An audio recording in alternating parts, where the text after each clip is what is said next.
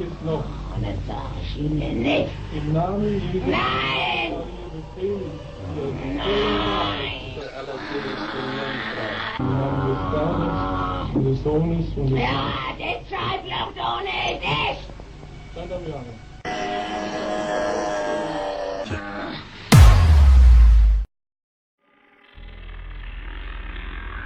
La posesión de Julia representó la primera vez en la historia en que una autoridad científica decidió, ante la impotencia de la explicación científica, documentar el caso como posesión.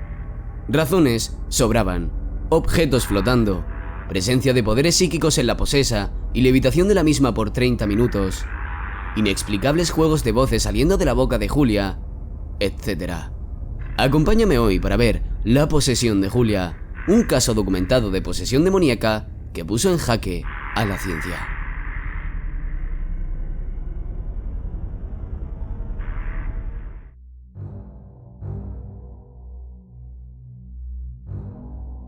Sabido es que en general el científico guarda una actitud escéptica que lo convierte en un reacio a aceptar la posibilidad de lo sobrenatural cuando los fenómenos que estudia se muestran rebeldes a la explicación natural.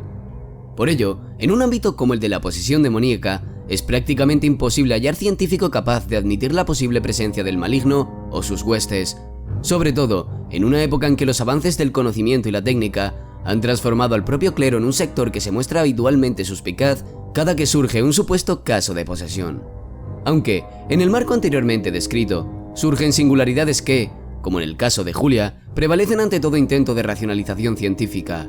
En concreto, este caso convenció a un científico con el nivel de Dr. Richard Gallagher para elaborar un artículo que constituye la primera vez en que un académico de prestigio aboga por la posibilidad real de la posesión demoníaca. El susodicho artículo de Gallagher fue publicado en marzo del 2018 dentro del New Oxford Review y se titula como "Entre tantas falsificaciones, un caso de posesión demoníaca". Allí muestra las características del caso, descarta las explicaciones médicas que parecerían poder aplicarse y concluye a favor de la posesión demoníaca.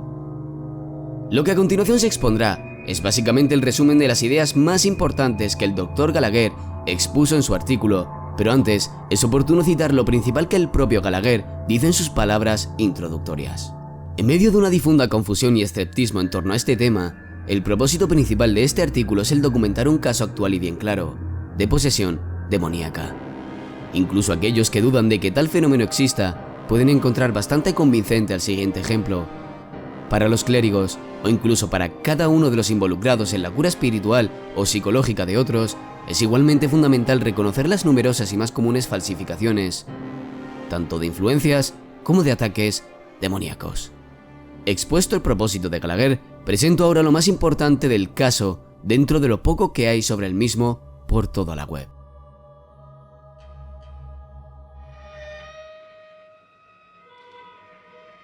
Si hay algo que hace especial y poderosamente convincente a este caso, es el hecho de que Julia no solamente mostraba los signos clásicos de posesión, sino que, además, exhibía ciertas habilidades psíquicas desconcertantes, las cuales no podían de modo alguno ser un fraude según indicaban las indagaciones confirmatorias del equipo. La posesa, llamada con el seudónimo de Julia para proteger su identidad, era una mujer de raza caucásica, de mediana edad, autosuficiente, nacida y residente en USA.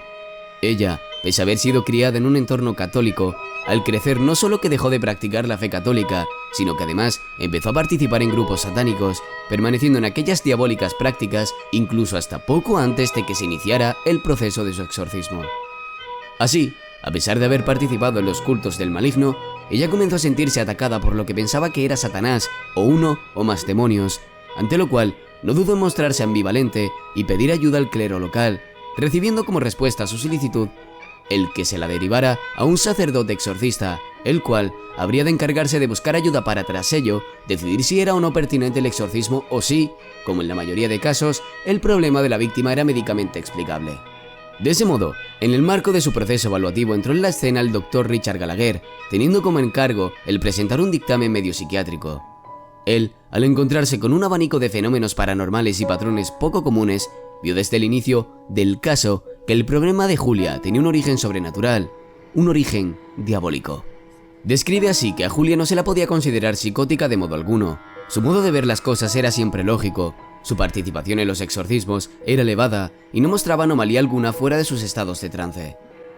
Según cuenta Gallagher, en la mayoría de comentarios que emitía durante sus trances, la chica evidenciaba un gran desprecio por lo religioso y sagrado y profería abundantes amenazas e insultos, además de frases de corte escatológico. «Déjala en paz, idiota. Ella es nuestra. Deja, imbécil sacerdote», entre otras. La voz con que profería todo eso era muy diferente a su voz habitual. Sonaba a veces masculina y gutural, o bien podía adoptar un tono bien alto. Ahora, cada vez que acababan los trances, Julia no recordaba absolutamente nada de lo que hizo o de lo que ocurrió mientras el trance duró. En relación a eso, Gallagher acota que un psiquiatra experimentado podría diagnosticar trastorno de identidad disociativo, aunque en su opinión, ese diagnóstico no era aplicable al cuadro de Julia, cuadro este que, por ser tan complejo y desafiante para la ciencia, había requerido la formación de un amplio grupo conformado por varios médicos, psicólogos y psiquiatras, 4, y a veces más, sacerdotes católicos, 2 monjas enfermeras, varios voluntarios laicos y un diácono y su esposa. Por otra parte, en muchas de las veces que hacían llamadas telefónicas a Julia para concertar los horarios de reunión para las sesiones, ocurría lo siguiente. Julia no contestaba ahí. Súbitamente, en medio de las conversaciones telefónicas, se inmiscuía la voz demoníaca que hablaba en los trances de Julia.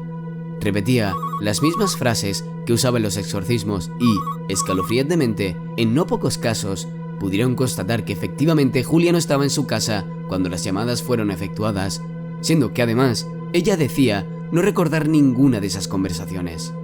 Dice Gallagher que las sesiones se dividieron, en parte por las dudas de Julia, en 2 series separadas por un periodo relativamente largo de tiempo y que al inicio sucedió algo realmente extraño.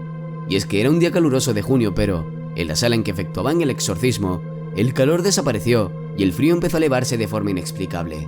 Tras eso, sucedió justo lo contrario desde que la entidad de Julia comenzó a hacer ruidos extraños y expulsar una especie de emanación caliente que hizo elevarse la temperatura del lugar y causó cierto grado de asfixia y una sudoración abundante en los miembros del equipo.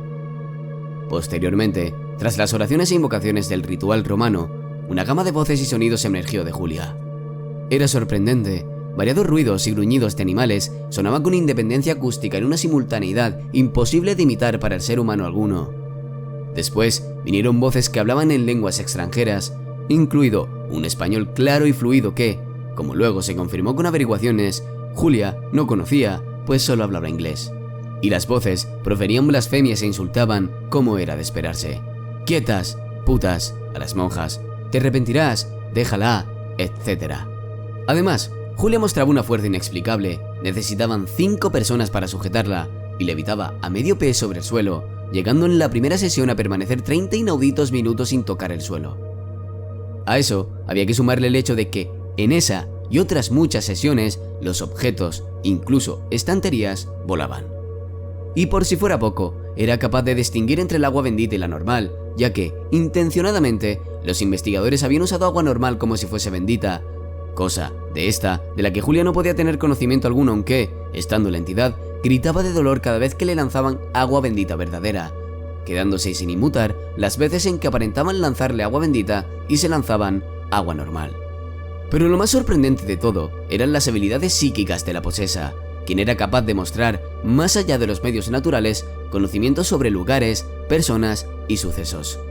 Podía hablar sobre los familiares de los miembros del equipo con asombroso detalle, como también sobre muertes, enfermedades y padecimientos de los miembros del equipo y de los familiares de los miembros, sin haber tenido en ningún caso forma de averiguar aquello que revelaba. Así, una vez habló con enorme precisión sobre la personalidad y el tipo de cáncer de un pariente del equipo. En otra ocasión, reveló con lujo de detalles cómo era la habitación y el escepticismo de un sacerdote que ella nunca había visto, pues su participación en el equipo era indirecta, no presencial. E incluso, en cierta sesión, se refirió a cómo 2 gatos habían peleado a las 2 de la mañana en la casa de un miembro del equipo. Aunque, lo más inquietante era su capacidad de ver en el pasado, habiendo revelado en varias ocasiones información sobre remotos parientes fallecidos de distintos miembros del equipo, o, quizá tan inquietante como eso, era el hecho de que siempre que quería podía ver dónde estaba, qué hacía, qué llevaba puesto y cómo estaba con su enfermedad, aquel sacerdote referido anteriormente. Y nunca, jamás, se equivocó, según mostraron las averiguaciones que luego el equipo hacía.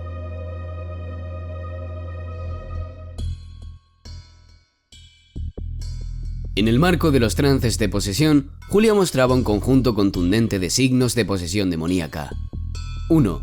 Podía vocalizar con voces distintas a la suya. 2. Hablaba lenguas que desconocía. 3. Mostraba conocimiento de lugares, acciones, sucesos y personas fuera del posible dominio perceptivo de su conciencia. 4. Tenía una fuerza sobrenatural. 5. Levitaba. 6. Detectaba y aborrecía el agua bendita. 7. Los objetos se movían solos y flotaban. Y 8. En el lugar del exorcismo se daban inusuales variaciones de temperatura. Complementariamente, Gallagher aclara que, si bien algunos síntomas psiquiátricos podían aplicarse a ciertos aspectos del caso, la combinación final de patrones era algo completamente sui generis. Gallagher explica que existen 3 grandes tipos de trastornos psiquiátricos que suelen confundir a los observadores y a la víctima y hacer que erradamente se piense que existe posesión demoníaca. Esos 3 grandes tipos, a ninguno de los cuales pertenece el caso de Julia, son los siguientes. 1. Alucinaciones. Estas pueden ser visuales, auditivas y hasta táctiles, y suelen tener su origen en trastornos metabólicos, en alteraciones neurológicas y en abuso de sustancias, drogas, fármacos, etc., entre otras causas. 2. Proyecciones inducidas por líneas divisorias en los trastornos de carácter. Estas se dan cuando, en los trastornos de carácter, se presenta una lucha interior contra cosas como sentimientos de ira, de baja autoestima, de necesidad de atención, de victimización.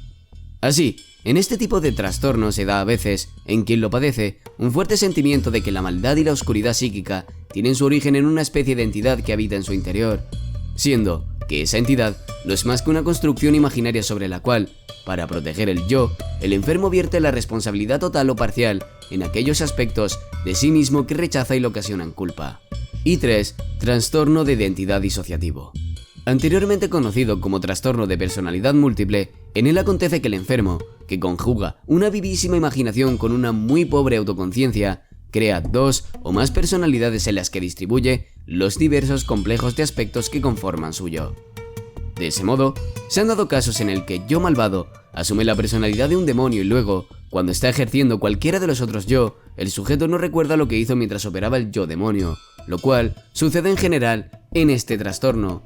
El sujeto, con el yo B, no recuerda lo que ha hecho con el yo A o el yo C, siendo así que, cuando el sujeto es informado de las acciones de su yo demonio, él percibe esto como una posesión a consecuencia de ciertos mecanismos de su psiquis.